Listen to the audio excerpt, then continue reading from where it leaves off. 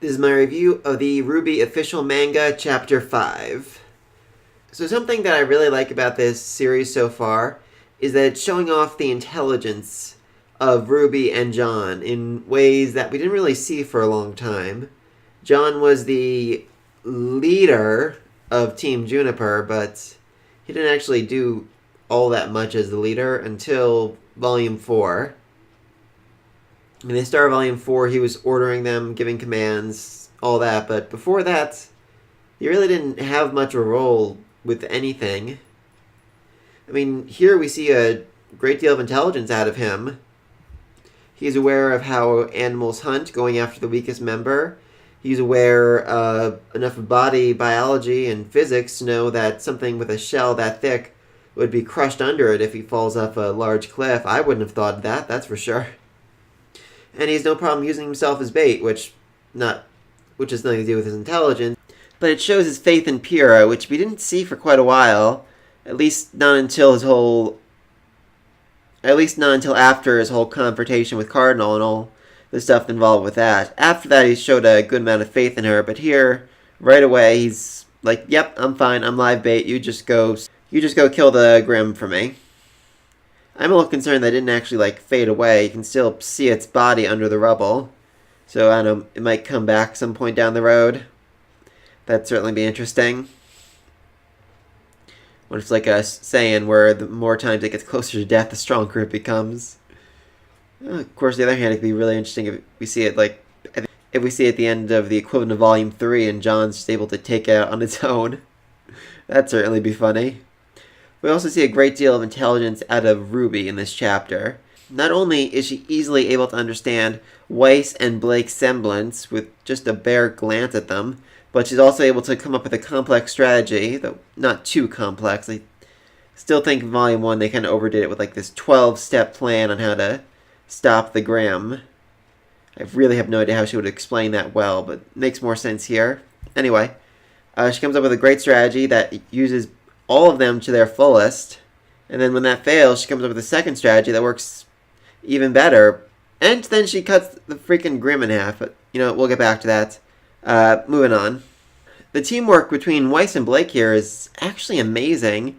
They have no problem coordinate getting the footholds correct, so she can jump back and forth, so that they can do everything correctly. I mean, we didn't really see any teamwork between them until...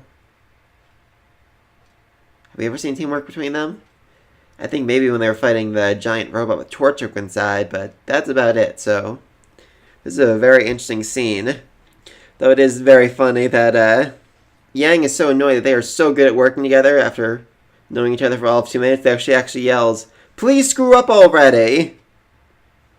Much to RWBY's chagrin. But I really liked Weiss's reaction to RWBY's strategy. She smiled. Which... interesting. She saw RWBY's intelligence shine through her actions, her planning, her insightfulness, and she's happy. She's happy that RWBY is her partner. And I think that's really great. I know in the main series she had a hard time accepting RWBY as her leader, and I'm not sure if they're going to go that route here, because she already seems to accept her right here, and later on she supports her. So yeah, RWBY's strategy almost works. They manage to freeze its wings and send it crashing to a mountain, but that doesn't kill it, and it in fact just destroys the entire mountain, like it was absolutely nothing. Just further showing how they're really making the Grimm seem like more of a dangerous threat than the main series ever did. And then RWBY gets very flustered, apologizing, saying it's all her fault, and she has no idea what to do. Honestly, she looks like she's about to start crying, but then Weiss shows up. If you have the time to whine and whimper, spend it coming up with another plan. After all, it was you who started this fight. In return, no matter how outrageous this gets, we'll overcome it together. And RWBY blushes. I just love this scene between them. I am a White Rose shipper, but more than wanting them to be together, I just love them as friends. I just love how they coordinate with each other, how they work together, the back and forth they have, and here we're seeing that Weiss already has a great deal of faith in RWBY, in her planning, her strategies, and her intelligence even though RWBY is very immature. I love Yang's little comment in the corner. You're so gallant, Weiss! Really making Weiss out to be Ruby's knight in shining armor. I love that analogy right now, actually. So then the Nevermore starts attacking from a distance, and Ruby comes up with a plan. It's very similar to the plan she had in the main series, but a little less complex, and it makes more sense here than it did then, I think. So basically, just a cannonball where they shoot Ruby using all of their semblances and powers put together. And I mean, she just cuts the thing's head right off. I mean, that is terrifying. This thing is giant, way bigger than the one in the main series, and that was after Ruby ran up a cliff, cutting it and shooting at it over and over again. I mean, here she has sliced its head clean off its body. It's insane. So yeah, then they all celebrate, and then we're at the naming ceremony, where all the teams are named and decided. And of course, John becomes the leader of Team Juniper, much to his surprise. Though Pyrrha doesn't seem to mind too much, and we've gotten very little out of Nora and Ren so far. I find that interesting. I'm not sure why. I mean, we didn't get a ton of them until Volume 4, really, but here they're just basically quiet this whole time. We've had a few one-liners so far, but that's about it, which is certainly interesting. I think the manga may be trying to focus more on John and Pyrrha for now in their team, and then down the road, after they lose Pyrrha, they can focus more on Ren and Nora and their relationship with John. Anyway, and then the final team is named Team RWBY, with leader Ruby. Are you surprised? Seriously, the name is ridiculous. It really is. I'm sure this is brought up before. Even Ruby brought it up when she was talking to her mother's grave. The name gets confusing to all of them. It's Team RWBY, led by Ruby. Oh, hey, Ruby. Wait, are you talking to me or are you talking to the team?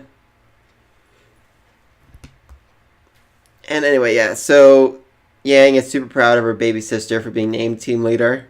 I think I'd be a little jealous if my sister, who was 3 years younger than me, was named my leader, but she's really proud of her, hugs her, and just very lovey-dovey, while Weiss just smiles. She seems to be accepting it for now. I mean, like I said, in the main series, she had a problem down the road, but they might not do that. I actually hope they do a little bit, because I mean, this series has been just so good at showing all of their relationships, all their problems with each other, all their interactions just as a whole, and I think they do an amazing job just showing that fight between Ruby and Weiss, and I hope we get it. Anyway, last 2 pages is Torchwick singing a little tune about the Vital Festival and saying that things are finally about to get interesting. I don't have much to say about Torchwick. We all know what he's planning, though he's very malevolent looking here. I mean, he's always like a racist monster for the series, but here he just looks like plain evil and scary. Like Cinder level scary. Alright, so those are my thoughts on the 5th chapter. Like I said, as a whole, I think this is a lot better than the main series ever was, especially in the first volume. They're doing such a better job at showing off the characters, their relationships, their interactions, and just all that.